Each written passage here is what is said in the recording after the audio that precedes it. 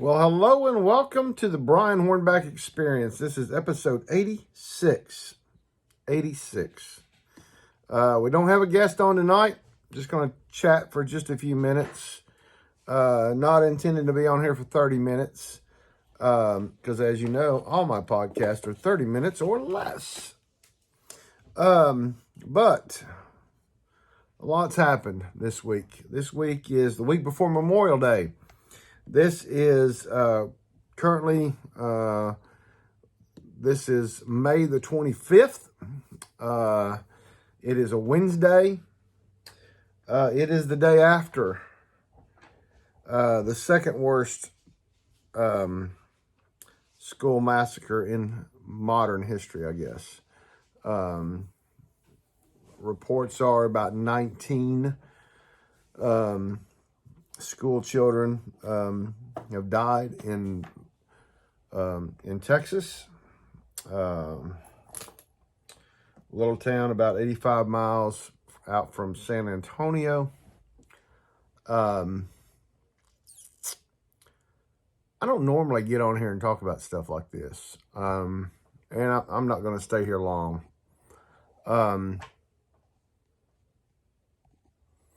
But if you go to my Facebook pages, Facebook, Brian Hornback, D-O-T-C-O-M. It's Brian Hornback, B-R-I-A-N-H-O-R-N-B-A-C-K, D-O-T-C-O-M.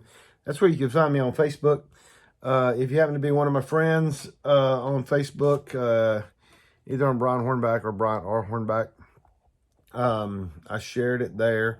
What I did, though, on Facebook was just simply shared a monologue that Bobby Bones of the Bobby Bones Show had this morning. And, you know, it doesn't matter if you're Republican or Democrat. Bobby's not really either. He was recruited by both parties to run potentially for governor of Arkansas. I believe it's this year. Sarah Huckabee Sanders is running. I don't know who else is running. I'm not even sure when that election is. I don't know if it's this year or not. But anyway, Bobby's not really political. I mean, I think he has political aspirations. I've been listening to him for a number of years. He is a country music broadcaster that's now based out of Nashville, Tennessee. He grew up in Arkansas. He began his radio career. Well, he began it in Arkansas, but he began the Bobby Bones Show in Austin, Texas. So he and the people that are on his show a lot of them are from Austin. Amy's from Austin. Lunchbox is from Austin. I think Eddie's from Austin. Mike is from Austin. I think Morgan she's from Kansas. Not sure where Raymundo's from. And Scuba was from Florida, but wound up in California before he became executive producer of the Bobby Bones Show. And Abby's from, I think, Abby's from Kansas as well. But anyway, that's the whole crew of the Bobby Bones Show. But anyway, Bobby talked this morning about it, and I'm not gonna get into it. I am gonna say this.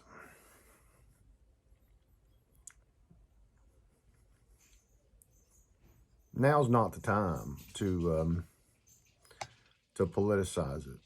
I've seen some folks politicizing it on a local level. State reps that are posting on their Twitter account that they've contacted schools about protocols. You know, if you're a state representative, stay in your lane. If you didn't know what the school, if you didn't know, hold on a second.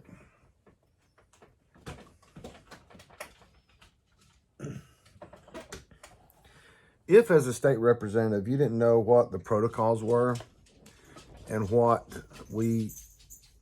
I say we, I'm talking about my 20 years ago when I was on the school board. If you don't know what the protocols are, and if you don't know that they have school resource officers assigned to all the schools, and if you don't know that the sheriff's department has a patrol person assigned to every campus. Now, I'll come back to that. Then just shut the hell up. If you didn't know that before yesterday, and you had to call this morning to find all that out, to then put it on Twitter to make you look like you're answering constituents' questions, just shut the hell up. I was elected to the school board in 2000. That was right on the heels of Columbine. That was before, we had few security officers in schools, but not what they have today. As far as the sheriff's department, yes, there are officers that are assigned to campuses on the daily lineup.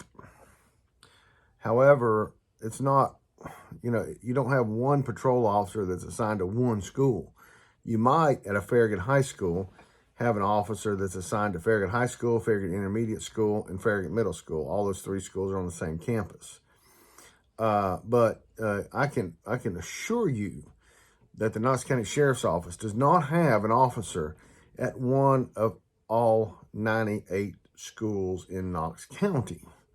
They have people who are assigned, and during the school day, they'll drive from school A to school B to school C, back to school A to school B to school C. And obviously, that's all they're doing during those hours that the school's in session. Well, that's all they're doing between the time that students are coming and faculty are coming and what they're doing as faculty are leaving. But, and then they may go on to patrol before that or patrol after that. But there is someone assigned to every campus. That is true, but they also are assigned to multiple campuses as well. So, I'm sorry if I'm on a bit of a soapbox on that issue, but, if you didn't know the protocol before this shooting on May the 24th, then you didn't do your job. Point blank. Also today, Beto O'Rourke, the Democrat in Texas, got up at a press conference of Governor Abbott and challenged him. Governor Abbott sat there. He sat there. Let me back up. Governor Abbott's in a wheelchair. Okay.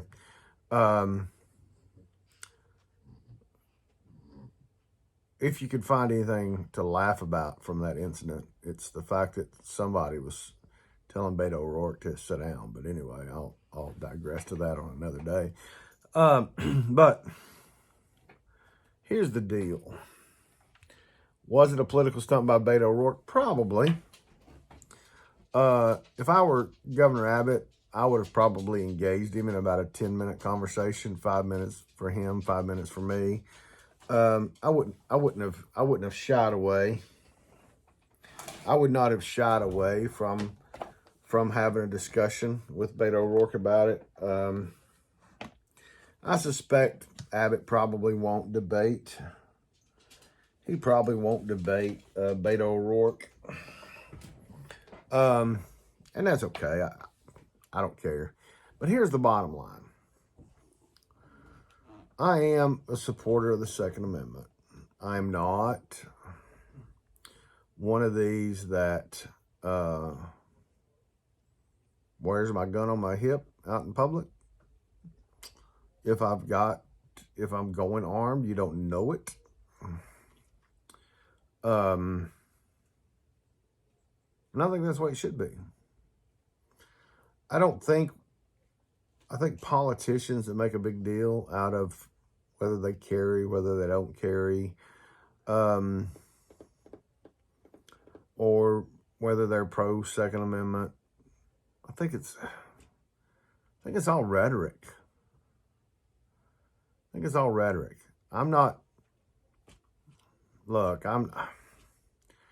There's an age when you can buy weapons. Okay, the age is 18. That's the same time that you can go to war.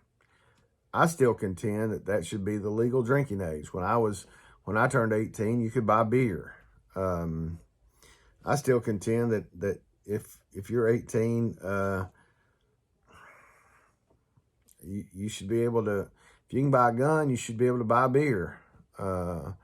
Those evangelical Christian friends of mine, who I consider myself to be evangelical Christian, conservative as well, we disagree on that. But if it's legal, it's legal. And, you know, whether he should have had an assault rifle, it's not up to me. But here's the problem. The Republicans won't talk to the Democrats. The Democrats won't talk to the Republicans.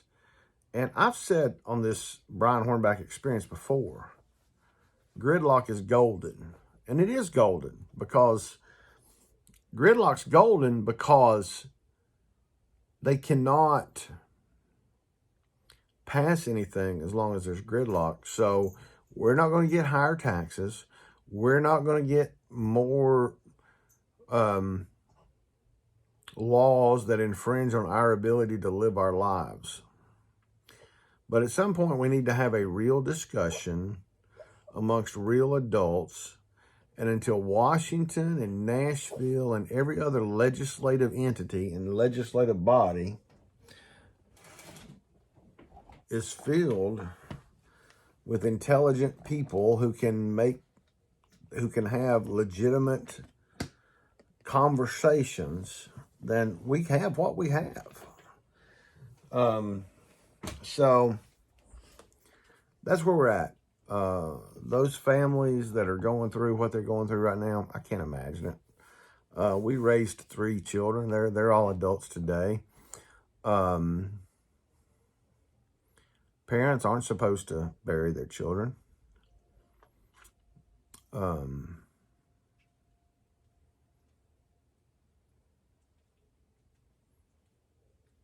Grandkids aren't supposed to shoot their grandmother.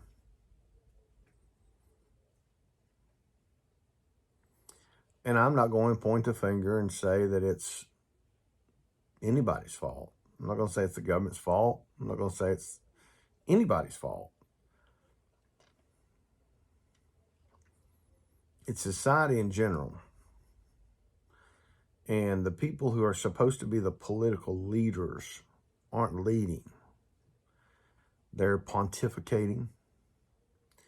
They're political grandstanding. They are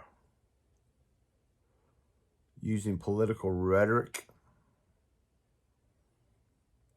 And until both sides will sit down and have a discussion, we're going to have what we have.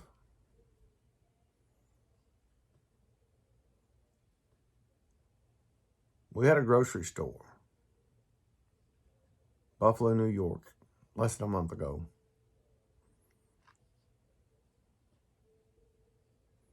We had a church in California. And now we've had an elementary school in Texas. 2nd, 3rd, and 4th graders.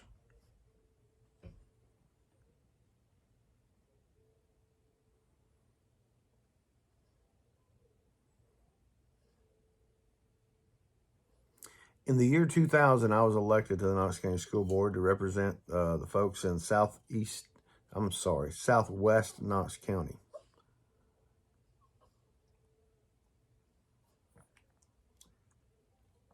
In 2000. I think it was March. I don't remember the date. February, March. It's kind of cold. March of 2000. My oldest son, who's 31,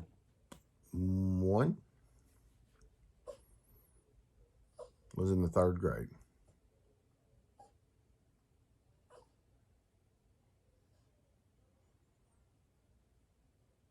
I never had any thought that my kids would not come home one day from school. Whether that was the oldest one, who was in 3rd grade in 2000, or whether it was the other two. I think we finally graduated the last one in 2015, I think, 7 years ago.